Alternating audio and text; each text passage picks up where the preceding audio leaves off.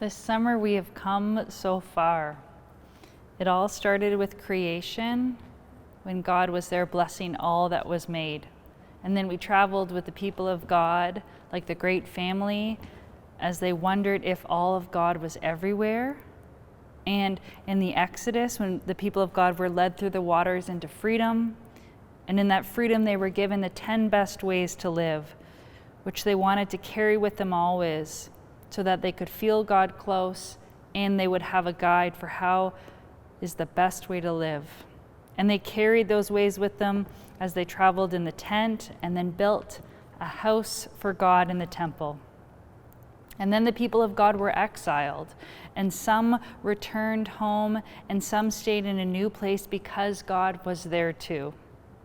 Then we met the prophet Jonah. Today, we're going back to the beginning because there is more to this story.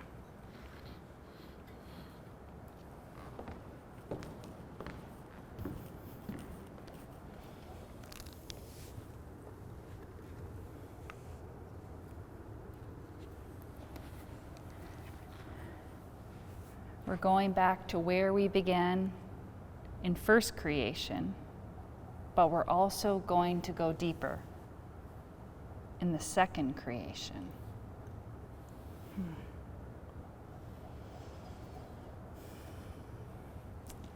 Be still and know that I am God. Be still and know that I am. Be still and know. Be still. Be. In the beginning, there was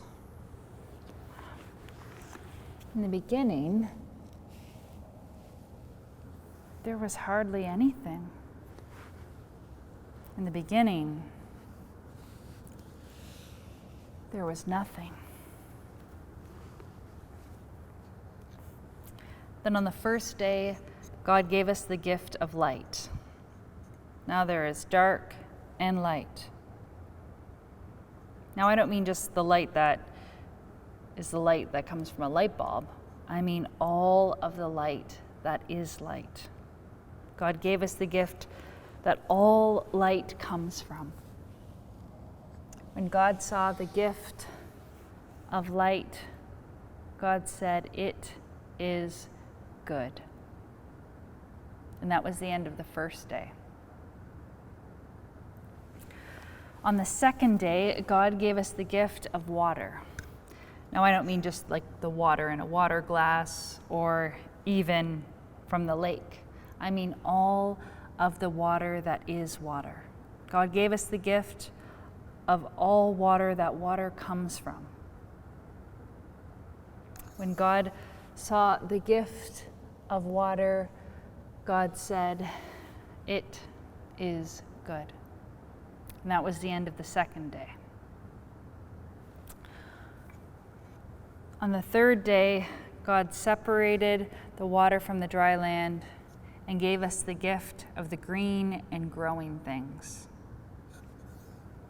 When God saw the gift of the dry land and the green and the growing things, God said, "It is good." And that was the end of the third day.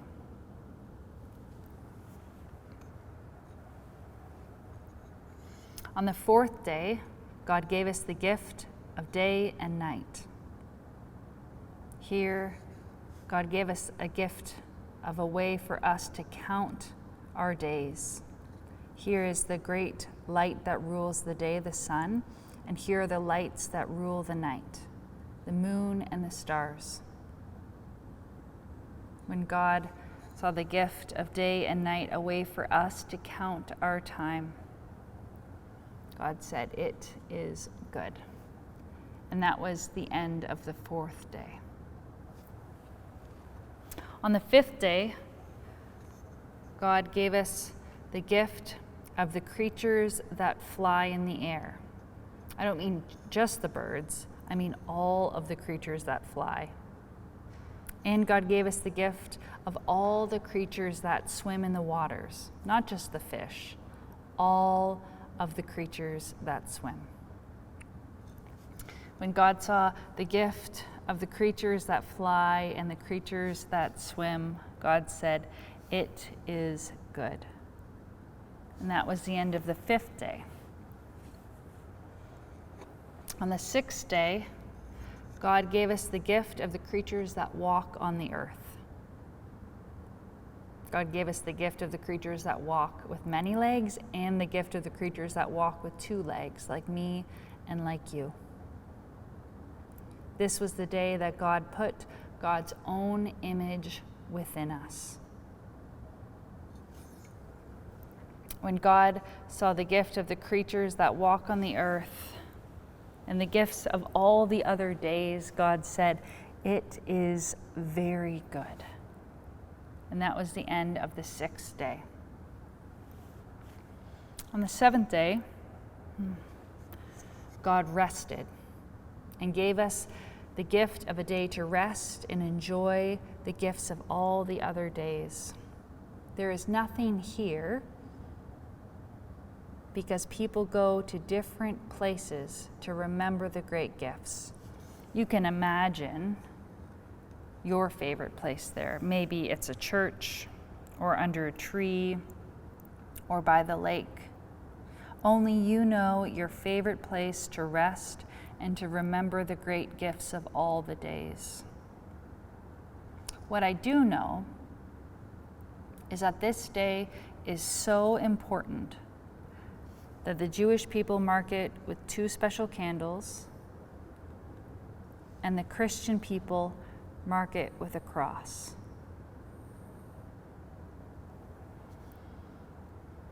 That is the story of first creation. Did you know there's more?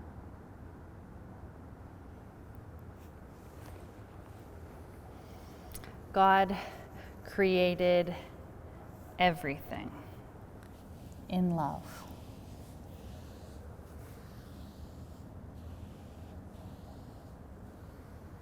And it was good.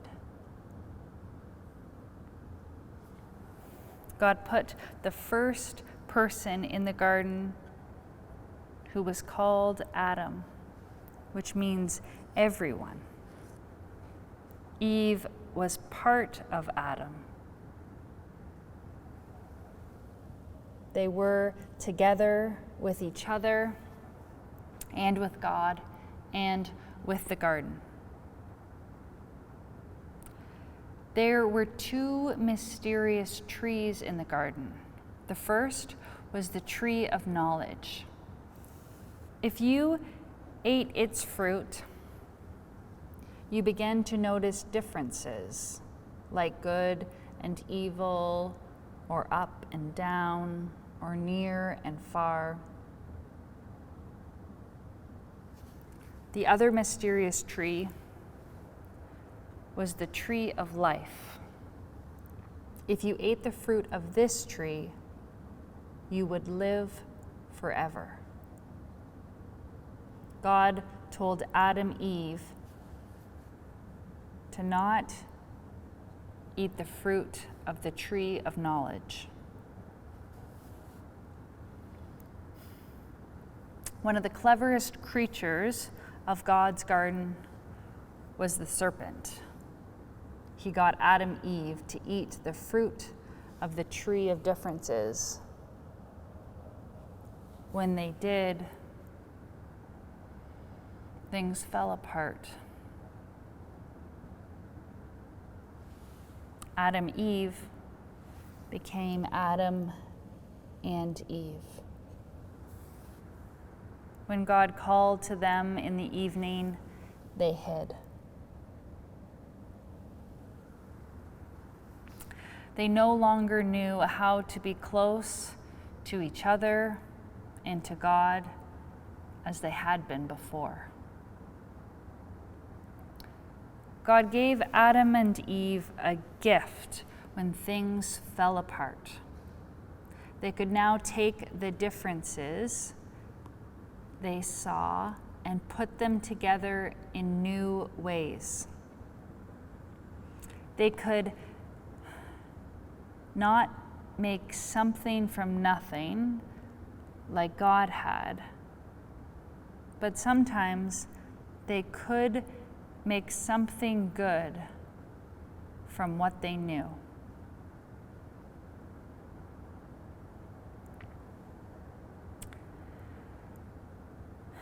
Adam and Eve longed to return to how things were. They could only move forward. God put a flaming sword and a fierce angel at the edge of the garden so that they could not eat from the tree of life. They could not eat from the fruit that would let them live forever. They were made from dust, and to dust they would return.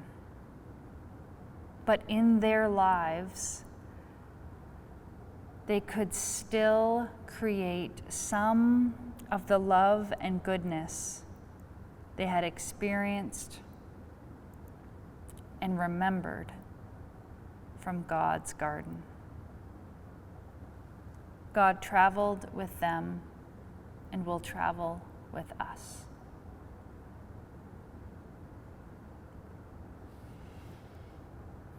Now, I wonder what part of these stories you like the best.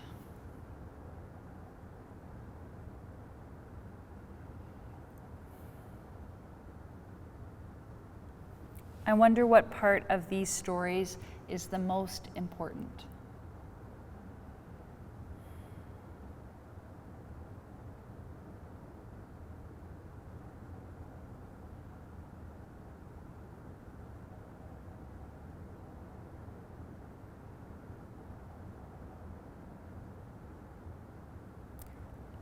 I wonder where you are in these stories, or what part is about you.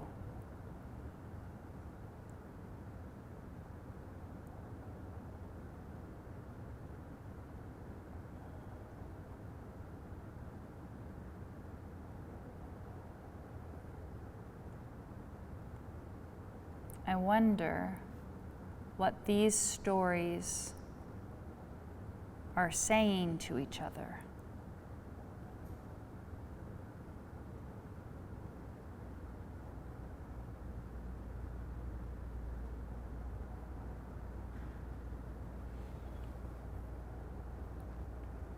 I'd like to reflect on these stories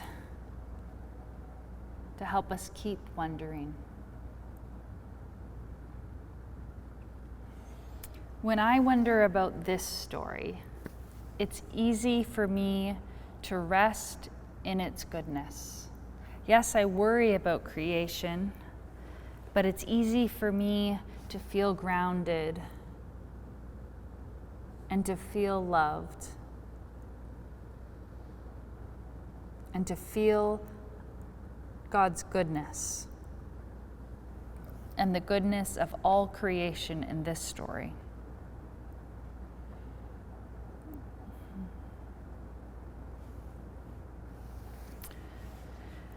Then there's this story.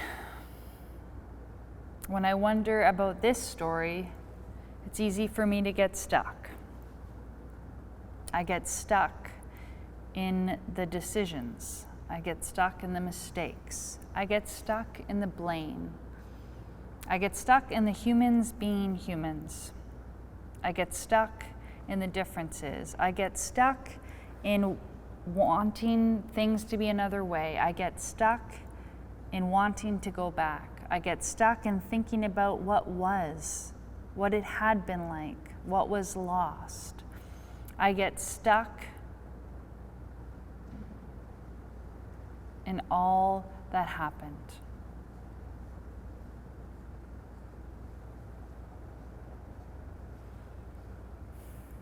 When I get unstuck,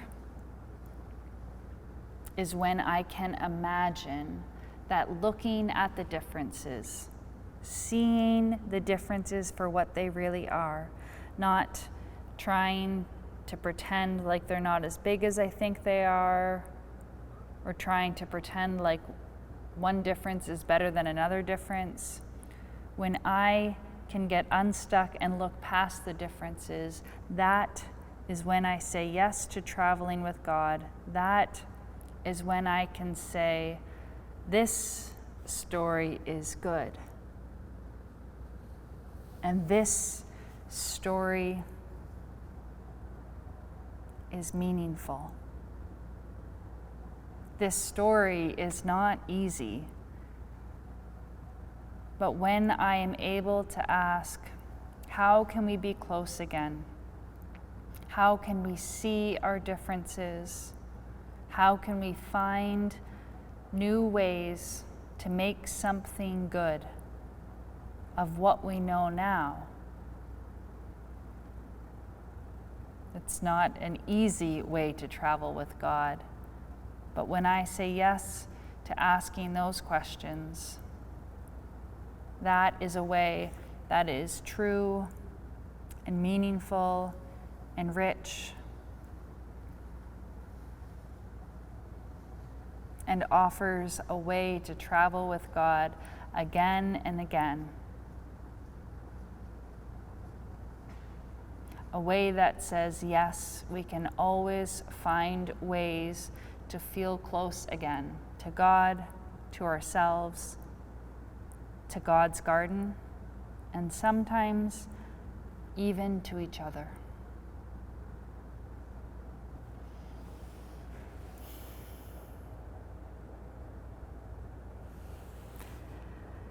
This is the tree of life,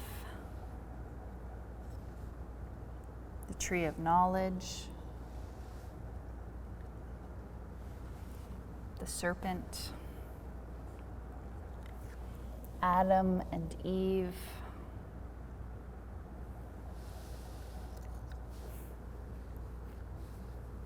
God's garden.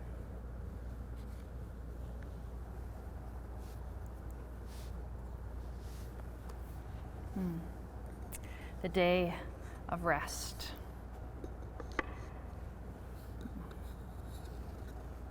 The gift of the creatures that walk upon the earth, the creatures that fly and swim. The gift of a way for us to count our days. The gift of the green and growing things and dry land. The gift of water. And the gift of light.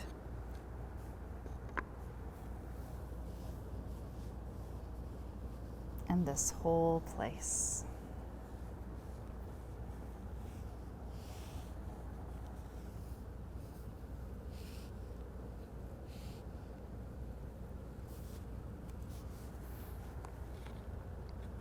First creation and second creation.